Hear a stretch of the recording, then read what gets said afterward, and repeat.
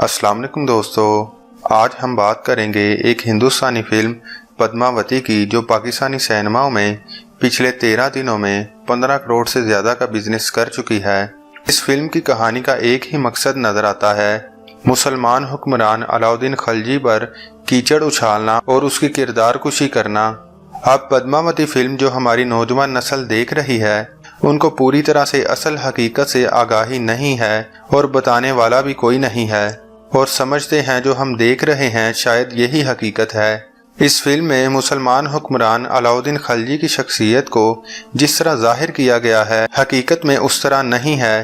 पद्मावती का किस्सा एक लोक दास्तान था और इसकी अहमियत एक लोक दास्तान से ज़्यादा नहीं है। अगर 100 लोगों ने उसकी दास्तान लिखी है तो 100 की 100 मुख्तलिफ लिखी हैं, किसी ने कुछ लिखा और किसी ने कुछ लिखा, लेकिन जो तारीख का हिस्सा है वो अलाउद्दीन खिलजी का किरदार और उसके कारनामे जो बहुत लाजवाब हैं।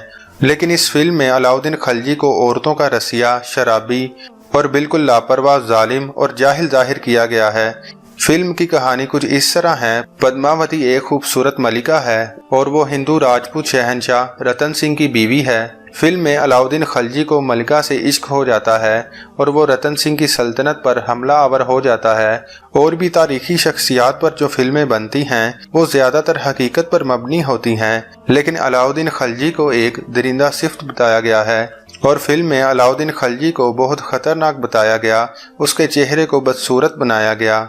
अगर हम अलाउद्दीन खिलजी के किरदार और उसके कारनामों को पढ़ें तो पता चलता है ये एक खित्ते का ऐसा हुक्मरान था जिस पर सिर्फ मुसलमानों को ही नहीं हिंदुओं और सिखों को भी फख्र होना चाहिए। जब मंगोल आंधी की तरह पूरी दुनिया में फैलने की कोशिश कर रहे थे और वो इस खित्ते पर 5 दफ़ा हमला आवर हुए थे और उनकी तबाहियों को रोकने वाला यही अलाउद्दीन खिलजी था।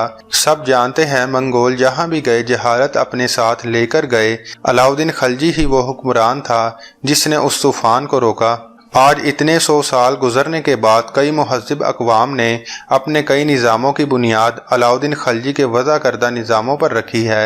ये वो हुक्मरान था जिसको ज़हीन तरीन तस्लीम किया जाता था। अलाउद्दीन खिलजी ने कीमतों का ऐसा निज़ाम वज़ा किया जिसकी मिसालें आज भी दी जाती हैं। मंगोलों के खिलाफ लड़ने के लिए बहुत बड़ी फौज की ज़रूरत थी। अलाउद्दीन खिलजी ने 4.5 लाख फौज खड़ी की और अब उस फौज के अखराजात थे।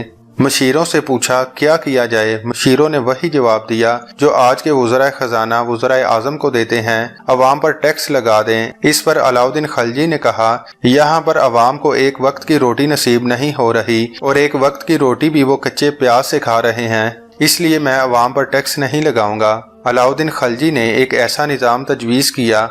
सबसे पहले उसने तमाम वजारतें तकसीम कर दी, लेकिन मईशत वाली वजारत अपने हाथ में रखी और इसकी जांच पड़ताल वो दिन में 3 मरतबा करता और उसने इस काम के लिए जासूस भी रखे थे।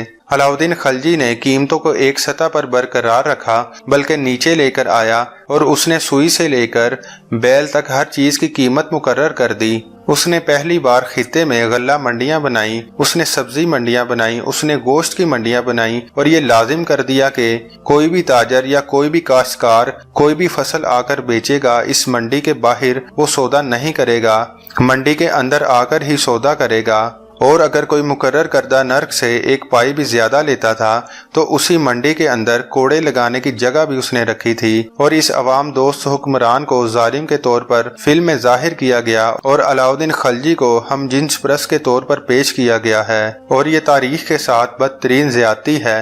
और जो तारीख को जानते हैं उनको ये पता है कि ये इल्लत अलाउद्दीन खिलजी में नहीं उसके बेटे में थी। इस फिल्म में बहुत सी गलतियां हैं। अगर कोई तारीखी फिल्म बनानी थी तो कम से कम उसकी तारीख के साथ इंसाफ करते, जो किरदार हैं उसी तरह दिखाते। अगर आपको ये वीडियो पसंद आई है तो लाइक और शेयर करें और हमारे चैनल मालूमात का सफ़र को सब्सक्राइब करें। आपका बहुत शुक्रिया। अल्लाह हाफिज़।